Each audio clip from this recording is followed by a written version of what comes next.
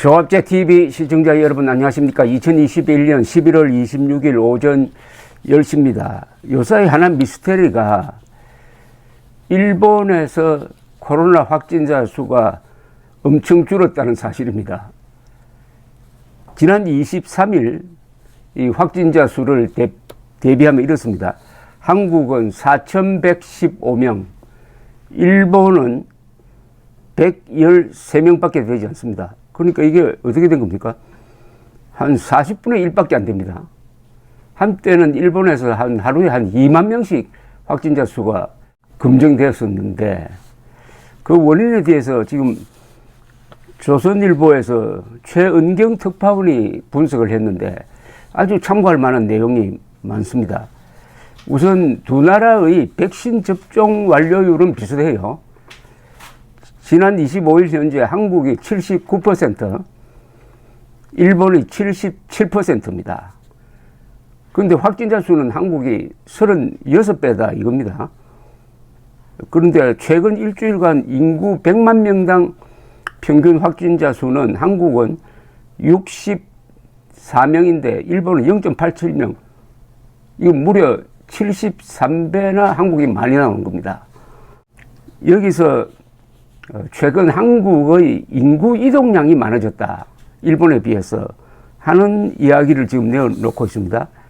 인구 이동량을 조사하는 Our World in Data, Our World in Data의 그 검색에 의하면은 한국에서는 지난 8월부터 인구 이동량이 쭉 늘다가 11월 20일에는 오히려 코로나 사태 이전, 그러니까 2020년 1월이 코로나 발생 시기인데 그 이전보다도 14.1%나 많아졌습니다.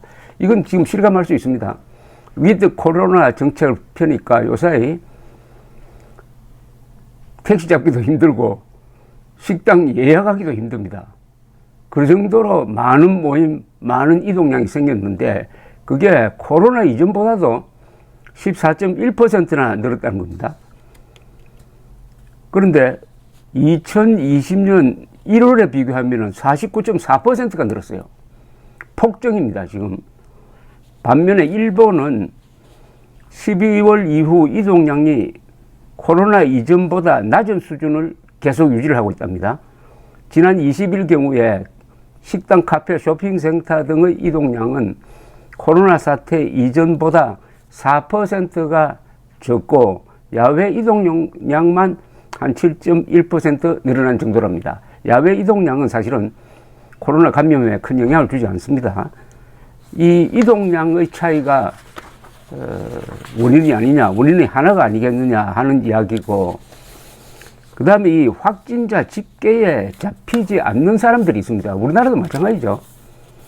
그 사람들은 증상이 전혀 없는 사람들입니다. 무증상 경증 감염자라고 그러죠. 무증상 경증 감염자를 어떻게 처리하느냐는 겁니다. 일본은 한국과 달리 발열 등 증상이 관찰되는 경우에만 무료로 검사를 받을 수 있게 하고 있습니다. 그러니까 증상이 있어야 돼요. 열이 나야 된다는 거죠. 한국은 열이 나든 말든 검사를 하는데, 그런데 일본에서는 무증상이고 경증 환자의 경우에는 검사를 할 때 돈을 내야 합니다. 2만 엔을 내야 합니다. 우리나라 돈으로 하면 한 20만 원 되니까 꽤 부담이죠. 그러니까 많은 사람들이 검사를 받지 않고 그냥 지나가 버린다는 겁니다. 그럼 통계에 잡히지 않는다는 이야기죠. 지난 7월, 8월 사이에 일본에서는 하루 한 10,000명에서 한 25,000명까지 확진자가 나왔는데 실제로는 우리나라식으로 검사를 했더라면은 무증상 경증 환자를 합치면은 하루 10만에서 20만 명이 되었을 것이라는 통계도 있습니다. 자, 그런데 이게 유리한 면이 있다는 겁니다. 그러니까 일종의 감기 정도로 생각을 하고 그냥 병원이나 보건소에 갈 필요 없이 시간이 지나면 나아버리는데, 나으면은 자연 면역이 생긴다는 거죠. 자연 면역. 자연 면역을 가진 사람들이 일본에서 많아지고, 그 다음에 백신 접종이 이루어지니까 이게 두 개가 시너지 효과를 거두어 가지고 이처럼 확진자 수가 대폭 줄었다. 이런 이야기입니다. 일본 민영방송 니테레는 한국과 일본의 10대 백신 접종률 차이도 한 이유가 될 것이라고 꼽았습니다. 즉 일본은 지난 22일 기준으로 12살에서 19살 사이 백신 접종률이 69%, 한국은 15.4%밖에 되지 않는다. 그래서 감염이 확산되는 가운데 한국은 방역 규제를 과감히 완화했더니 확진자 수가 늘어나고, 일확진자 수가 늘어나는 가운데서도 음식점 영업 제한, 스포츠 경기 등 대폭 규제를 완화한 것이 유동인구의 증가를 불렀고, 그 다음에 나이 어린 층에서 일본은 접종률이 높고 한국은 낮다. 동시에 무증상 경증 감염자들을 그냥 방치함으로써 그 사람들이 자연 면역을 갖게 되었다. 그게 백신 접종률이 한 80%에 달하니까 자연 면역과 백신 접종률의 합산에 의해서 일본이 상당히 면역 체계가 강화되었다, 이런 이야기죠. 또 하나가 있습니다. 한국은 아스트라제네카, 얀센을 비롯한 모더나, 화이자 등등 다양한 백신을 맞히는데 일본은 비교적 상대적으로 이 항체가라 그러죠.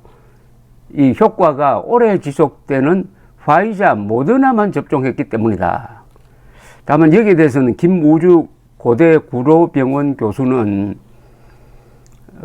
이런 백신이라도 5개월에서 6개월이 지나면 효과가 줄어들고 자연 면역도 오래가지 않는다. 일본도 신속하게 추가 접종, 즉 부스터 샷을 진행하지 않으면 오는 1, 2월에는 고령층을 중심으로 재확산이 이루어질 것이다. 이렇게 보고 있습니다. 한국과 일본의 가장 큰 차이는 이 점이라고 생각을 합니다. 무증상 경증 감염자들을 국가가 케어할 것이냐 말 것이냐. 한국에서는 무증상 경증 감염자들까지 다 조사하고 확진자로 밝혀지면 격리하고 했는데 일본은 그렇게 하지 않았다. 그것은 각자 책임으로 돌렸다, 이 이야기입니다. 지금 예컨대 벨기에의 경우에는 확진자라도 경증이든지 거의 증상이 없으면은 격리를 하지 않습니다.